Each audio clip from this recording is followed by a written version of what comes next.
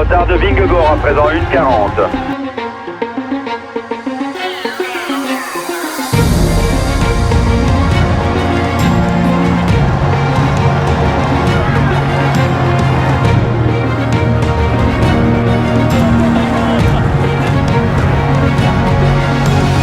Esta es la velocidad media que convierte al Tour de Francia 2025 en el más rápido de la historia. La primera pregunta es obligada. ¿Se va más rápido porque las distancias son más cortas? Los datos lo desmienten. La distancia se ha reducido, pero de forma casi insignificante. Solo 30 kilómetros menos que hace 10 años y si nos vamos a los tiempos de Indurain, 200 kilómetros menos. Pero la prueba definitiva está en los monumentos, en recorridos prácticamente idénticos año tras año, y los récords allí también caen. Flandes y Lieja en 2025, Roubaix en 2024, todos han sido los más rápidos de su historia. Por lo tanto, ¿qué ha cambiado? ¿Qué ha provocado esa aceleración en el pelotón? Para descubrirlo, hemos consultado a preparadores físicos, directores, biomecánicos y nutricionistas para entender la ciencia detrás del ciclismo más rápido de la historia. Metamos el globo y bienvenidos a GCN en español. Para entender la velocidad del ciclismo actual, hay que comprender que las dinámicas internas del pelotón son radicalmente diferentes a las de antes. ¿El culpable? El sistema de puntos UCI, la lucha por la supervivencia en el World Tour. Pues es guay que haya estado hablando con Alex porque la táctica de carrera, que es súper agresiva, porque todo el mundo va a los puntos, ahora ya no vale ganar, vale hacer quinto y séptimo. Sí. Ves a dos corredores sprintando cada uno a su rueda, para intentar ser sexto, séptimo y octavo para coger puntos. O sea, van a muerte. Entonces ves equipos que suman pocos puntos, pues peleando todo. Y eso también pues provoca más velocidad, provoca más caídas. Hay que sumar puntos en cada carrera, prácticamente se compite cada semana, pues cada semana hay que intentar acumular puntos, es una competición feroz y luego también pues los presupuestos de los equipos han aumentado mucho y entonces los sponsors también quieren una rentabilidad a ese presupuesto, ¿no? Entonces hay más presión también que antes por parte de los equipos de rendir más durante todo el año. Esta presión constante por los resultados, por los puntos, ha llevado al ciclismo a una era de profesionalización brutal. Para poder luchar por los puntos durante toda la temporada, los equipos se han transformado en estructuras mucho más grandes, complejas y, por supuesto, caras. Esto se traduce en más recursos para la ciencia, en plantillas más profundas para ser competitivos en cada etapa, en cada carrera y en un equipo de apoyo, mecánicos, chefs, biomecánicos, fisios, que antes era impensable. Al final yo creo que antes era un poco más desconocimiento, ¿no? Y al final también pues las plantillas de los equipos cada vez son más amplias, cada vez tenemos más personal. Antes seguramente pues los equipos no tenían su propio cocinero, ahora pues tenemos 4, 5 e incluso equipos que tienen 6 cocineros en plantilla, más luego 1, 2, 3, 4, 5 nutricionistas en plantilla en cada equipo. En mis años de CSC teníamos un entrenador para 25 ciclistas. Hoy en día tenemos, en nuestro caso, tenemos 5 entrenadores para 25 ciclistas.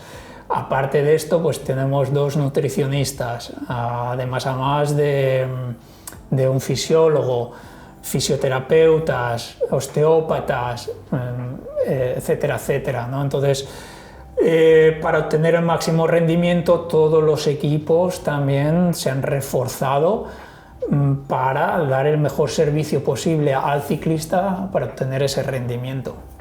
Ahora prácticamente cada competición tienes que estar... Hay que tener un resultado, si no nadie está contento, sea una carrera de 1.1 a una carrera World Tour.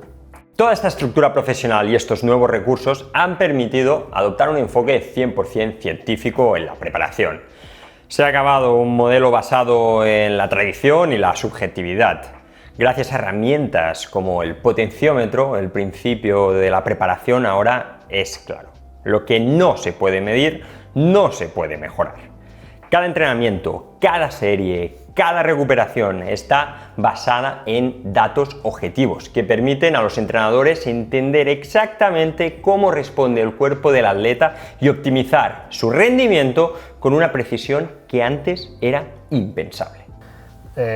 Al final el ciclismo se ha vuelto un poco más permeable a la inclusión de estrategias que a lo mejor se utilizaban más en otros deportes, ¿no? Pues trabajo de fuerza, trabajo en calor, la nutrición, que yo creo que también es otro de los aspectos que ha dado la vuelta a este deporte en estos últimos 10 años. Pues todo eso hace además que el proceso de entrenamiento se pueda mejorar, optimizar, etcétera, etcétera. Entonces es un poco la suma de todos esos factores lo que ha hecho que a día de hoy cada vuelta que vemos o cada año que pasa, pues, los rendimientos son más altos, se sube más rápido, se baja más rápido, o sea, todo va mucho más rápido, ¿no? Y es por todo eso, por la suma de todos esos pequeños avances que ha hecho que todo pues, crezca y vaya mejor.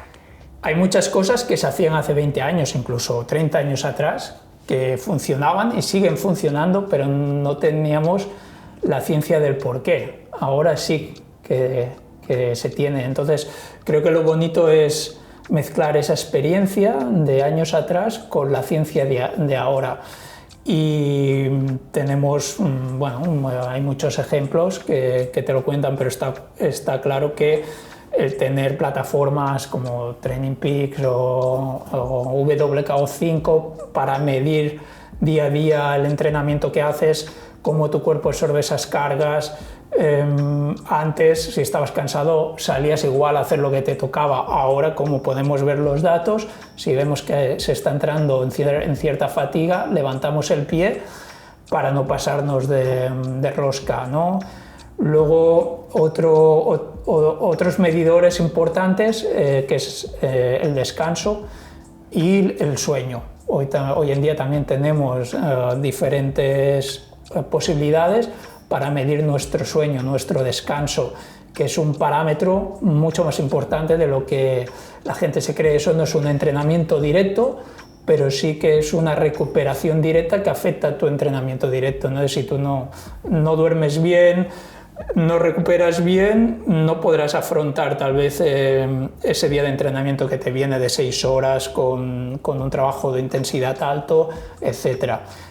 Y luego otro factor que yo añadiría de los últimos 4 o 5 años es también la nutrición. El cambio nutricional que ha habido también pues, nos permite a veces el hacer cargas de trabajo y recuperar mucho mejor de lo que era antes.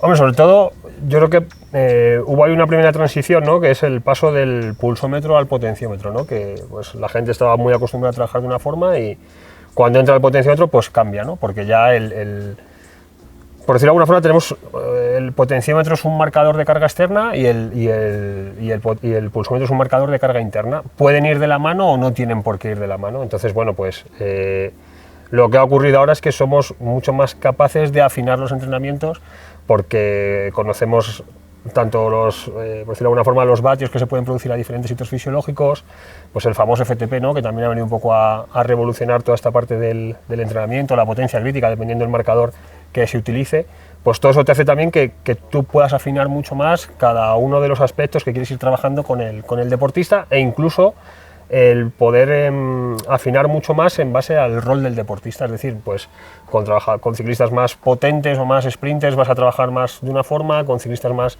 escaladores puedes enfocar el trabajo de otra forma, con más rodadores puedes enfocar el trabajo de otra forma. Entonces, al final, lo que se ha conseguido es individualizar mucho más el trabajo por cada rol de deportista, por decirlo de alguna forma.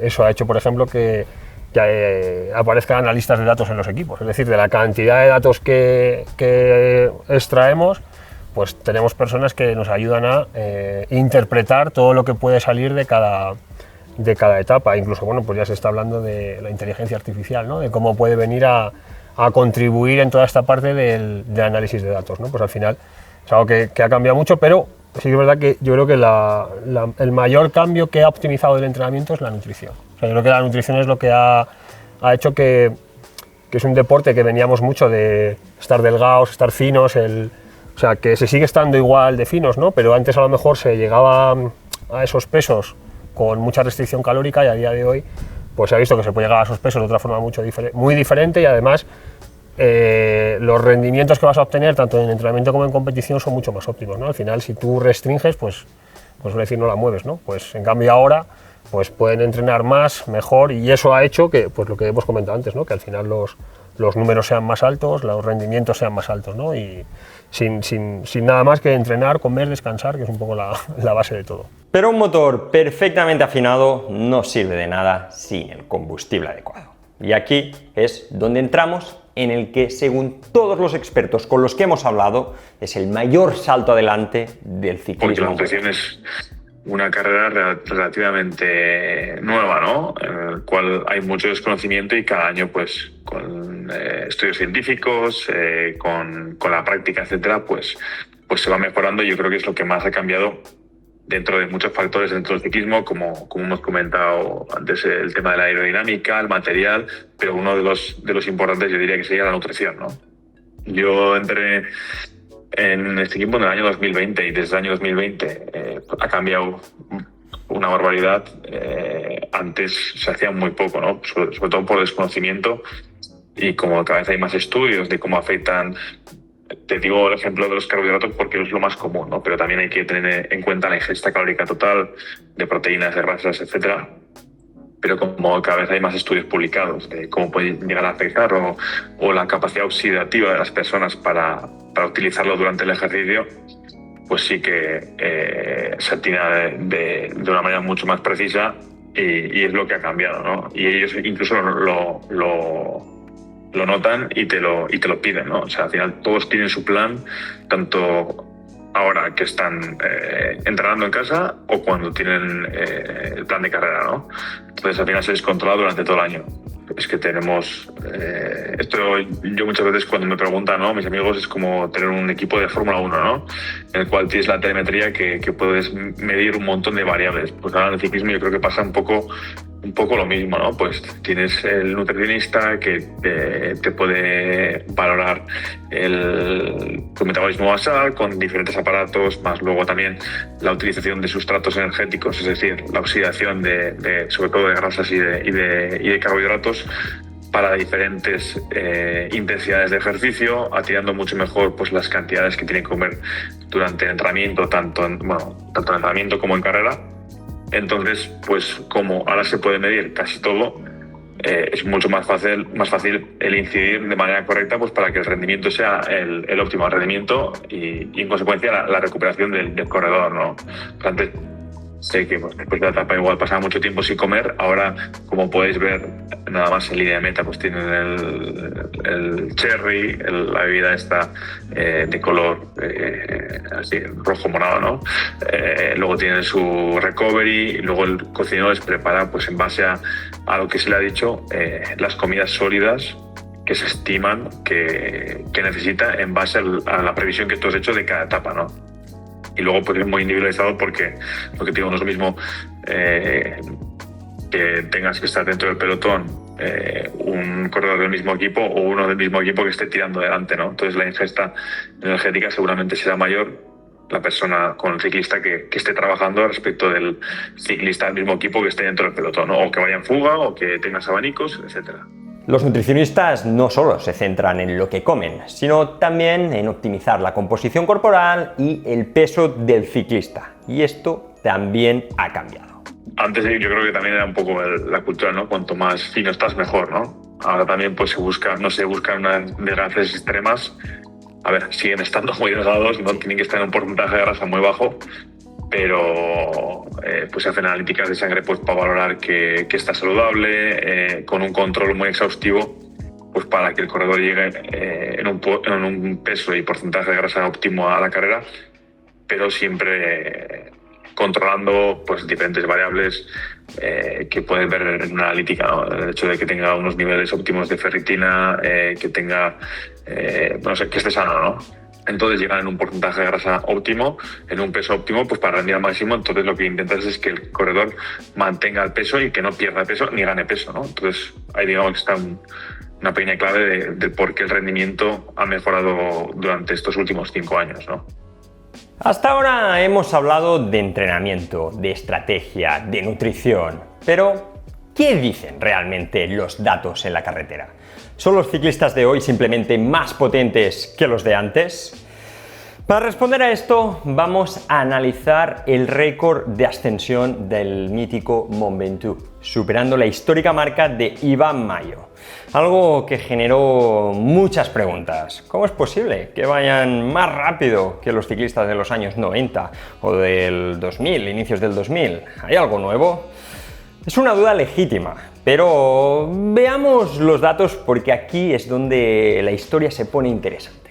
Gracias a que Óscar Onley, cuarto en la general del Tour, publicó sus datos de potencia real en Strava durante todo el Tour, podemos dejar de lado las especulaciones y analizar los hechos. Onley hizo 373 vatios de media en 55 minutos y 32 segundos. Esos son 5,93 vatios por kilo, una marca impresionante. Usando sus datos como referencia, ya que el viento y las condiciones eran las mismas, podemos estimar con mucha precisión que Vingegaard y Pogačar se movieron en torno a los 6,22 vatios por kilo para batir el récord. Y aquí viene la clave de todo este análisis. 6,22 vatios kilo para los mejores ciclistas del mundo en una etapa unipuerto y llegando frescos, descansados, después de un día de descanso, no es un rendimiento fisiológico anormal o sospechoso. De hecho, es una cifra notablemente inferior a las estimaciones de 7 vatios kilo que se vieron en otras ocasiones. Por lo tanto, las estimaciones que solo usan el tiempo de subida, el VAM, a menudo se equivocan porque no tienen en cuenta otros factores, como es el viento o todo esto. Entonces, si la potencia no es tan alta, la pregunta es, ¿de dónde salió esa velocidad récord de 23,1 km por hora en una subida de una hora con una pendiente media del 8,3%? Pues a esa velocidad, incluso cuesta arriba, la resistencia al aire es un factor enorme. Y aquí es donde la aerodinámica, la evolución de los materiales y la eficiencia entra en juego. Sí es cierto que la aerodinámica, donde tiene un papel importante, esa velocidades por encima de los 25 km por hora, pero es que hoy en día ya se está subiendo. Cuando se pone un equipo a tirar en un puerto en el Tour de Francia, se pone un equipo a tirar esa marcheta, ya se va a 20, 22, 23 kilómetros por hora. Para mí no es tanto lo que ganas en la subida en sí, sino lo que ahorras. Hace 5 años que se corría con ruedas de tubular, ya ha habido un gran cambio ahí. Ha habido un gran cambio a nivel de desarrollo o diseño de materiales. Ha habido un gran cambio en la ropa en los últimos 5 años. O sea, 10 años ya se me queda muy atrás. Pero se puede llegar a ahorrar. Si cogemos un ciclista del 2015 y un ciclista del 2025, 10 años atrás, podemos estar hablando de 30, 40, 50 vatios en ahorro o ventaja aerodinámica. Depende de la velocidad, por supuesto. Pero una subida, 20, 30 vatios sí que te los ahorras. Solo en material. Sí, se ha trabajado en la posición ciclista. A nivel biomecánico ha habido unos avances pues, muy importantes, ¿no? Sobre todo con la búsqueda de la eficiencia mecánica, ¿no? Ser más eficiente. Que hace 10 años no había mucha tecnología para poder valorar lo que se valora hoy en día. Entonces ha habido un gran avance en ese ahorro energético. Como digo, si ahorras, luego tienes para poder gastar. Eso es, al final es ahorro energético. Ganas vatios que, por muy pequeño que parezca la ganancia, al final es ahorro energético que en 5 horas se nota y en 20 días de competición se nota aún más, ¿no? Entonces, al final es lo que estamos viendo. La última etapa de Tour de Francia fue espectacular. O sea, ver los esfuerzos que se hicieron en esa etapa, que fue una etapa cortita, pues espectacular cómo se puede llegar a ese último día con esa energía del cuerpo, ¿no? Para correr tanto después de la guerra que ha habido en las 3 semanas anteriores. Entonces, yo creo que que ya todo el mundo ha tomado conciencia, todos los equipos están trabajando mucho en este aspecto, invirtiendo mucho dinero y muchos recursos en material, en investigación, en desarrollo, en staff para poder desarrollar dentro de los equipos todo lo que no se ve, digo lo que está por venir, y al final pues se nota que el ciclismo ha cambiado hacia más rápido. Lo que está claro es que el ciclismo no para y no va a parar de evolucionar. La suma de la estrategia, la ciencia y la tecnología está llevando los límites humanos a un nuevo territorio. Pero, ¿hasta dónde nos va a llevar? ¿Se van a batir más récords? ¿Cuánto va a durar este récord del Tour de Francia? ¿Vamos a ver un ciclismo aún más rápido? Desde el punto de vista de esa doble vía que tengo yo ahí desde el campo de la ciencia, es que se está trabajando un poco en todo, ¿no? En cómo mejor, o sea, al final es todo lo que ya tenemos, cómo darle un poco una vuelta de tuerca más para poder seguir mejorando. Sí que es verdad que pues yo creo que hay una parte que se está incorporando también a los equipos, que esto del trabajo psicológico, cada vez más análisis de datos, cada vez más importancia a todo el tema de ingeniería, de desarrollo de materiales, pero desde zapatillas, la ropa, o sea, ya nadie corre con culotte y maillot, o sea, ya todos con mono, ya, o sea, y todo eso ya es obra de gente que va introduciéndose, que a lo mejor no estaba pensado que antes participase, pero que ahora se ha visto que aporta y que todo eso hace que vaya creciendo. Entonces yo creo que las estructuras van a ir creciendo, pero sobre todo creciendo en incorporar más profesionales en cada área para que el trabajo pueda ser mucho más personal. Y está demostrado que a nivel físico es posible, pero a nivel mental es donde yo creo que va a ser más difícil. Y no todo el mundo, lógicamente, tiene la capacidad de poder absorber este sacrificio durante 10, 12 o 15 años, a más de la presión que te pueda venir por parte del equipo, la presión que te puede venir por parte de los medios de comunicación, de la presión del ciclista de por sí mismo, etcétera, etcétera. Pequeños pasos en cada parte, pues al final el entrenamiento, la nutrición, el no ponerse enfermo, el no catabolizar cuando entrenas, sino estar en un estado mucho más anabólico durante todo el entrenamiento, pues todo eso hace que al final, más masajistas, más fisio, más osteópatas, al final todo eso hace que la máquina esté mejor y si está mejor pues vas a rendir más. Ojalá que avance además, porque yo creo que esto mantiene vivo el ciclismo, la industria del ciclismo crece adelante y al final yo creo que es bueno que el espectáculo siga avanzando, pues siempre, desde mi punto de vista siempre es positivo. Esperamos que este vídeo os haya ayudado a entender un poco mejor el ciclismo actual y de dónde nacen sus récords de velocidad. Gracias a todos los que han participado y gracias a vosotros por acompañarnos. Si os ha gustado este vídeo, como siempre, os agradecemos el pulgar hacia arriba, que os suscribáis a GCN en español y contadnos vuestra opinión aquí abajo en los comentarios.